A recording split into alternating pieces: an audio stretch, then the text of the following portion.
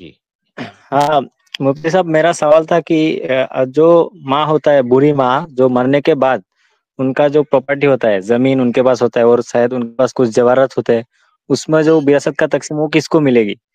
ہاں مفتی صاحب، میرا دوسرا سوال تھا کہ ہمارے یہاں پہ محلے میں، مسجد میں میں دیکھتا ہوں کچھ لوگ ہفتے میں ایک دن وہ رات میں عشاء کی نماز کے بعد وہ بہت لوگ اعلان کر دیتے ہیں کہ اب زور زور سے وہ ہم ذکر ہوگا، وہ لوگ لائٹ وائٹ آف کر کے جمع ہو کر کے بیٹھتے ہیں اور بہت زور زور سے بلند آواز سے ذکر کرتے ہیں، وہ شاید آدھا گھنٹہ 1 گھنٹہ اللہ اللہ اور الا اللہ اور اس سے بھی ذکر کرتے ہیں، تو اس کا کیا شرعی حکم ہے؟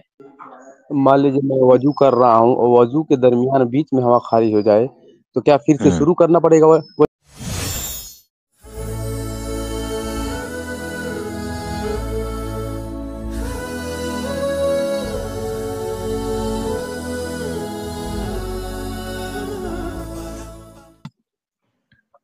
السلام علیکم۔ وعلیکم السلام ورحمۃ اللہ وبرکاتہ۔ جی ہاں مفتی صاحب، میرا سوال تھا کہ جو ماں ہوتا ہے، بوڑھی ماں، جو مرنے کے بعد ان کا جو پراپرٹی ہوتا ہے، زمین ان کے پاس ہوتا ہے اور شاید ان کے پاس کچھ جواہرات ہوتے ہیں، اس میں جو وراثت کا تقسیم وہ کس کو ملے گی؟ جو بوڑھی ماں ہوتی ہے نا، تو بوڑھی ماں کے اندر جو اس کی اولاد ہوگی، لڑکا ہے لڑکی ہے، بوڑھی ماں کا تو چلو شوہر نہیں ہوگا، بوڑھی ماں کے ماں باپ بھی نہیں ہوں گے، تو کم از کم یہ دیکھا جائے گا اس کا لڑکا ہے کہ نہیں، لڑکی ہے کہ نہیں ہے، اور پھر ہاں بوڑھی ماں جو ہوں گے ان کے چچا کو دیکھا جائے گا، ان کے بھائی بہن ہاں، کو دیکھا جائے گا کون کون ہے کون نہیں ہے، ٹھیک ہے؟ اگر ہمارے ایک وہ ہمارے نانی کے ماں فوت ہوئے ہیں، ابھی ان کے 3 بیٹے اور 3 بیٹیاں ہیں، اور ان کا وہ زمین ہے 1 بیگھا، 1 بیگھا سمجھتا ہے نا؟ ہاں وہ ایک الگ الگ بیگھا ایک قیمت کے بیگھا اعتبار زمین سے ہو جاتا ہے۔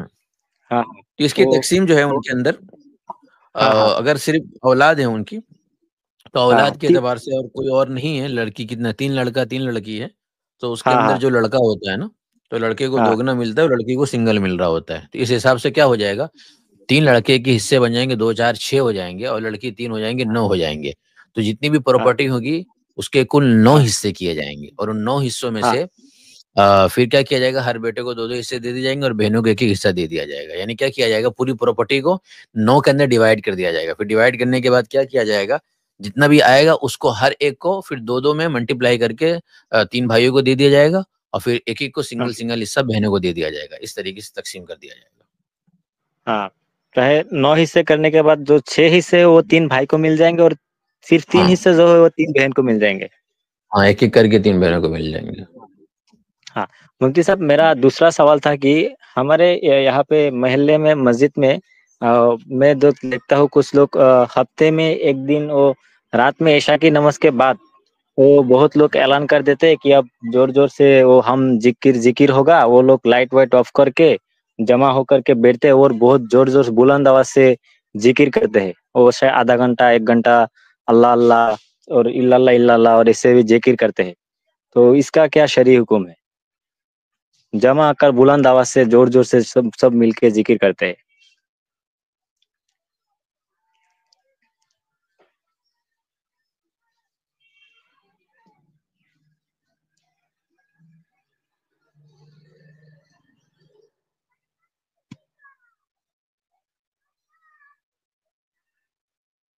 ہیلو،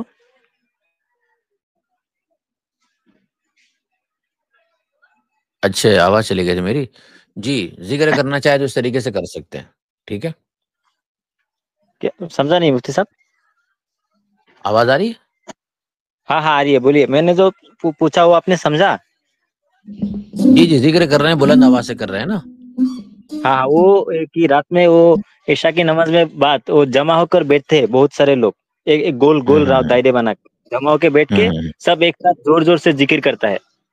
جی جی جی کر سکتے ہیں، آ، کر سکتے ہیں ذکر۔ آ، ہاں مفتی صاحب، اور ایک میرا آخری سوال ہے کہ ابھی میں دین کی طرف آیا، 1 سال ہو گیا، میں نے وہ میں نوجوان ہوں، پچھلے والے زندگی چھوڑا، اب گناہ چھوڑ رہا ہوں، دھیرے دھیرے دین سیکھ رہا ہوں، بہت بہت محنت کرتا ہوں دین سیکھنے کے لیے، نماز کا پابند اور گناہ، آنکھ کا گناہ سب چھوڑتا ہوں. لیکن ابھی جو میں جب نماز میں کھڑا ہوتا ہوں تب اتنے گندے گندے خیالات آتا ہے وہ کہ اللہ کے بارے میں اتنے گندے گندے کہ میں ایسا لگتا ہے کہ میں یہ بیان کرنے سے میں مرنا پسند کروں گا. اتنا برا برا خیالات جب بھی نماز ختم ہوتا ہے بہت خیالات چلا جاتا ہے.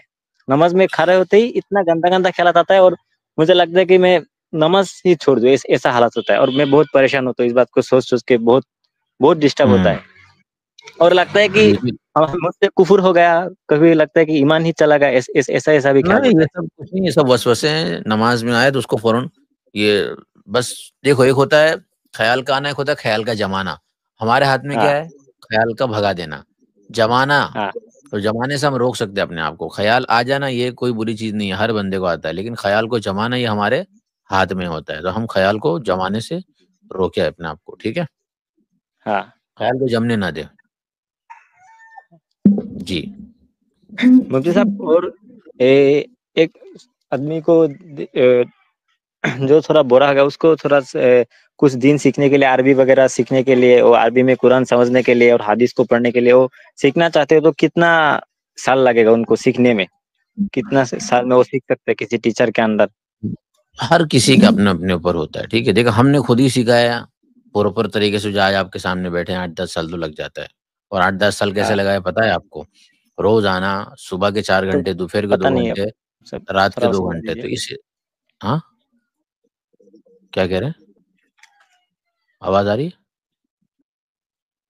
ہلو آپ کا ہلو. آواز تھوڑا اٹک گیا تھا. ہاں ہاں، ہلو، سنا دے میری رہا ہے. آواز ابھی آ کیا رہا ہے، ابھی آ کمنٹ رہا میں ہے. لوگ آپ حضرات بتائیے کمنٹ کے اندر میری آواز آ رہی ہے یا پھر اٹک گئی ہے؟ ہاں آ رہی ہے ابھی. جی آ رہی ہے بھائی. تو آواز کا تو مسئلہ نہیں ہونا چاہیے ہماری طرف سے بھائی. جی تو میں یہ کہہ رہا تھا کہ ہم کو ہی آپ دیکھ لیں، ہمیں 8-10 سال لگ گیا جب ہم نے صبح کے ہاں 4 گھنٹے، دوپہر کے 2 گھنٹے، مغرب کے 1 گھنٹے، رات کے 1 گھنٹے، دن بھر کے 8-9-10 گھنٹے دیتے ہیں، تب جا کے ہمیں 10 سال لگ گئے. تو پراپر کے لیے تو 5-10 سال کہیں نہیں گیا. ٹھیک ہے، آنکھ بند کر کے کوئی بھی ہو. اور اگر آج کا زمانہ ہے جس میں لوگ آن لائن سوچتے ہیں، آج کل کورسز بھی نکل گئے. کوئی 2 سال کا کورس نکال رہا ہے تو کوئی 3 سال کا، کوئی عالم علم نہیں ہاں بنتا ہے. پراپر طریقے سے عربی سیکھنا ہے. ایک صرف عربی سیکھنی ہے، ہاں 2-3 سال تو کہیں نہیں گیا اچھے طریقے سے. ہاں ٹھیک، وقت لگانا پڑتا ہے اس کے لیے. ہاں ہاں. جی تو ٹھیک ہے چلیے مفتی صاحب، میں میرا آپ اتنا ہی سوال تھا. ہاں چلیے میں نیکسٹ کالر کو لیتا ہوں. ہمارے ساتھ ہیں زاہد علی صاحب. اس کے بعد بہت سارے احباب ہیں. وسیم انصاری ہے، اخلاق صاحب ہیں، پھر ابراہیم صاحب، محمد سعد صاحب ہیں. ٹرنگیون ماسٹر کون ہے بھائی؟ یہ ماسٹر صاحب ہیں، پھر سلیمان صاحب ہیں، پھر عثمان صاحب ہیں. جی چلیے دیکھتے ہیں کہ کر کے لیتے ہیں. جی اوپر ہے میرے بھائی آپ. زاہد السلام بھائی، علیکم. وعلیکم السلام ورحمۃ اللہ وبرکاتہ. خیریت ہے حضرت؟ الحمد للہ. ہاں، میرا وہ ایک سوال تھا. ہوں مان لیجیے میں وضو کر رہا ہوں اور وضو کے درمیان بیچ میں ہوا خارج ہو جائے تو کیا پھر سے ہوں شروع کرنا پڑے گا وضو؟ ہاں پھر سے شروع کرنا پڑے گا وضو آپ پھر کو. سے شروع کرنا پڑے جی گا؟ بالکل. اچھا. اور ایک سوال جہاں اور بھی ہے آپ ہوں گے آپ کو وضو کہ میں چھوٹ جائے گا تنہا واپس. نماز. ہاں. اچھا، پھر کرنا پڑے گا. جی ایک سوال اور ہے حضرت. میں تنہا اگر نماز پڑھ رہا ہوں تو تکبیر بولنا ضروری ہے؟ سنت ہے تکبیر بولنا. تو آپ جماعت کے ساتھ پڑھ رہے ہیں تب بھی سنت ہے، تو اکیلے کہاں سے ضروری ہو جائے گی؟ تو تکبیر بولنا ہی مستقل، اس کو اقامت کہا جاتا ہے، یہ سنت ہی ہے. جماعت کے اندر بھی تکبیر بھی سنت ہے. تو اکیلے بول رہے ہیں تو تب تنہا بھی پڑھ رہا ہوں سنت ہے. تو تکبیر دینا چاہیے، اکیلے بولنا بھی چاہیے دینا چاہیے. تکبیر؟ ہاں بولنا چاہیے. نہیں بولیں اچھا گے تو نماز فرق نہیں پڑتا، لیکن بولنا چاہیے. اچھا اچھا. اور یہ کہہ رہا ہوں حضرت، مطلب اگر وقت نہ ہو تو خالی فرض نماز جو ہے کہ پڑھی جائے تو کیسا ہے؟ وہی بات ہے، پڑھ سکتے ہیں آپ. فرض نماز خالی پڑھ سکتے ہیں، سنت بعد میں ہی پڑھ سکتے ہیں، لیکن کوشش یہ کرنی چاہیے کہ سنت موقدہ نہ چھوٹے. سنت موقدہ جو ہے، اچھا عصر اور عشاء کی تو سنت موقدہ ہے نا حضرت؟ نہیں، اس کی سنت موقدہ نہیں ہے. وہ مطلب نہیں پڑھ سکتے تب چلے گا؟ ہاں مطلب یہ ہے کہ اس کے اندر گنجائش ہے، اور اس کو یہ ہے کہ چھوڑنے کے ہاں لیے خوش مت ہو جائیے، پڑھنا چاہیے اس کو بھی. یہ ہے کہ کبھی وہ چھوٹ جائے تو وہ اس طرح سے دیگر اچھا اچھا سنتوں کے مقابلے میں اس کی اہمیت اتنی نہیں ہے، مطلب موقعہ کے درجے میں اچھا. نہیں ہے وہ.